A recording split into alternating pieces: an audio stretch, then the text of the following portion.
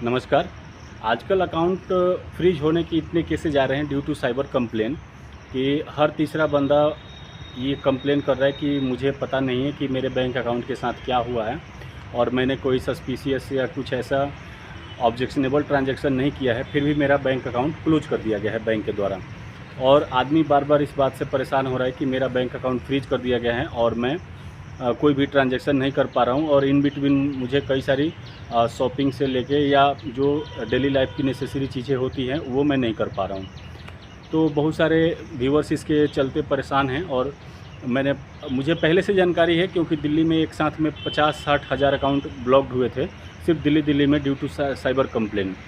तो मैंने पहले भी वीडियो अपलोड किया था, मैं दोबारा से भी आप सभी के बीच में वीडियो बना रहा हूँ और मेरा यही मकसद है बताने का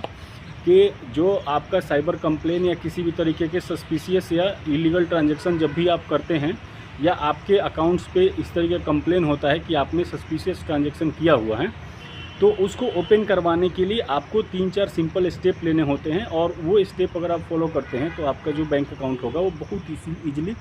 और बड़े आसानी से रीओपन हो जाएगा। एक कंप्लेन ये भी आई है कि कुछ लोग ये कह रहे हैं कि मेरा टोटल बैंक अकाउंट जो मतलब अकाउंट है जितने पैसे हैं वो पैसा पूरा का पूरा ब्लॉक्ड हो गया है, मतलब मैं उस अकाउंट से जीरो ट्रांजैक्शन कर पा रहा हूँ। और कुछ लोगों का कंप्लेन है कि एक छोटे से अमाउंट के ऊपर या एक पार्टिकुलर अमाउंट के ऊपर ही कंप्लेन है। तो देखिए, अभी recently honourable supreme court of India का जजमेंट आया है कि अगर साइबर कंप्लेन के चलते ड्यू टू साइबर कंप्लेन अगर कोई भी अकाउंट फ्रीज किया जाता है तो सिर्फ लियन अमाउंट को ही फ्रीज किया जाएगा, जिसमें सपोज कीजिए कि आपके अकाउंट में 50 लाख रुपए हैं, लेकिन किसी ने कंप्लेन किया है कि आपके अकाउंट से 10 लाख रुपए का सस्पिशियस ट्रांजैक्शन किया हुआ है, चाहे आपने कोई क्रिप्टो करेंसी का ट्रांजैक्शन किया है या किसी गेमिंग ऐप में अगर आपने सेल परचेज किया हुआ है या गेमिंग ऐप से गैम्बलिंग वगैरह से आपकी अर्निंग हुई है, तो उस केस में आपको जो लियन अमाउंट है, अगर 10 लाख रुपये पे कंप्लेन है तो 10 लाख रुपये आपके अकाउंट में रहेगा, उसमें आप ट्रांजैक्शन नहीं कर पाएंगे। अदर देन आपके जो 40 लाख आपके बैंक अकाउंट में है उसको आप निकाल सकते हैं, उसको मतलब विड्रॉल भी कर सकते हैं और उसमें जमा भी कर सकते हैं। सवाल ये है कि हम जो हमारा बैंकिंग अकाउंट है जो फ्रीज हो गया है उसको हम ओपन कैसे करवाएंगे। तो ओपन करवाने के लिए सबसे ज़रूरी 2-3 स्टेप है, उसको समझना है। पहला स्टेप है कि आप जैसे ही आपको पता चले कि आपका बैंक अकाउंट फ्रीज हो गया है, क्लोज हो गया है, तो आप अपने नियरेस्ट ब्रांच को विजिट कीजिए जहाँ पे आपका बैंक अकाउंट है। अगर आप वहाँ उस ब्रांच में पहुँच सकते हैं तो that is well and good. अगर नहीं पहुँच पा रहे हैं तो उस बैंक का जो आपका नियरेस्ट ब्रांच है वहाँ पे जाइए और वहाँ पे जाके सबसे पहले आप कंप्लेन नंबर पता कीजिए। कंप्लेन नंबर में आपको बताया जाएगा कि एक पर्टिकुलर नंबर मिलेगा, उस नंबर में लिखा होगा कि आपका जो बैंक अकाउंट है वो इस कंप्लेन के अंडर में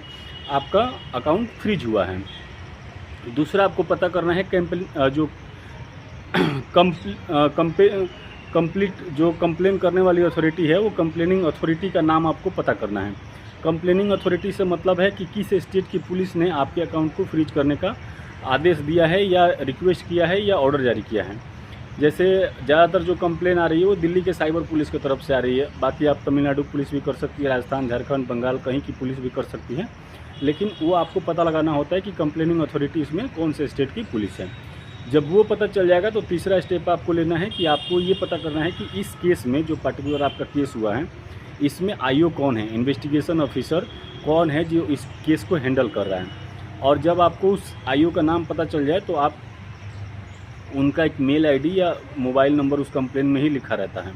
तो वहाँ से आप उनके मोबाइल नंबर पे कॉल करके बात कर सकते हैं या मेल डाल सकते हैं। आपको इसमें बिल्कुल हिचकिचाने की ज़रूरत नहीं है, कहीं से कोई दिक्कत आपको नहीं होगा। आप आसानी से उनसे बात कर लीजिएगा और सारी चीज़ें पूछ लीजिएगा, वो बता भी देते हैं और वो आपसे सिर्फ रिक्वेस्ट करते हैं कि आप इन्वेस्टिगेशन ज्वाइन कीजिए। अगर आपके ऊपर एफआईआर भी होता है तो आपको 41 का नोटिस मिलता है जिसमें आपसे रिक्वेस्ट किया जाता है कि आप इन्वेस्टिगेशन को ज्वाइन कीजिए ताकि इसमें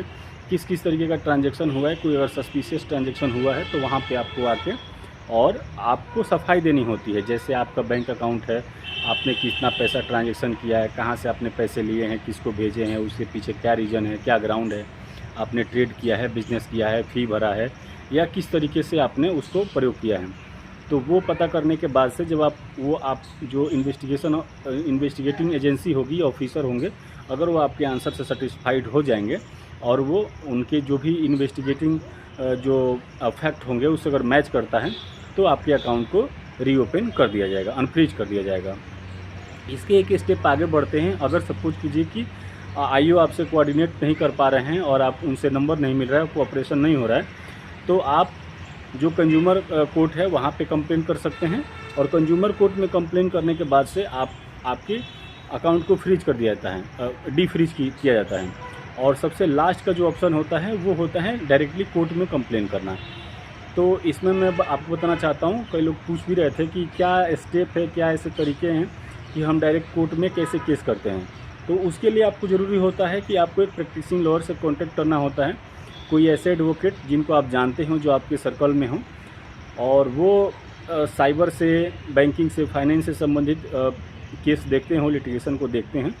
तो उनसे कांटेक्ट कीजिए। आप अपनी बैंकिंग डिटेल्स उनको दीजिए, अकाउंट नंबर से लेके बैंक का नाम और कितने अमाउंट्स वगैरह थे, कब आपको नोटिस मिला, नोटिस से रिलेटेड चीज़ें उनको दीजिए। और आपके बिहाफ पे आपके एडवोकेट कोर्ट में केस फाइल करेंगे और वहाँ पे जज साहब के निर्देश पे इन्वेस्टिगेशन होगा और इन्वेस्टिगेशन में जो भी रिजल्ट आएगा उसके बाद से आपके अकाउंट को ओपन कर दिया जाएगा। इनकेस आप हमारी सहायता चाहते हैं तो आपको डिस्क्रिप्शन बॉक्स में मेरा व्हाट्सअप नंबर है, आप मुझे कांटेक्ट कर सकते हैं और आपका जो भी अकाउंट फ्रीज हुआ है उसको मैं अनफ्रीज करवाने के लिए आपके तरफ से जहां भी आपका मुकदमा चल रहा हो वहां से आपके बैंकिंग अकाउंट को अनफ्रीज करवा दिया जाएगा। आप सभी ने वीडियो को लास्ट तक देखा, इसके लिए बहुत बहुत धन्यवाद। और आशा करता हूं कि सभी ने चैनल को सब्सक्राइब कर लिया होगा। जिन लोगों ने चैनल को सब्सक्राइब नहीं किया है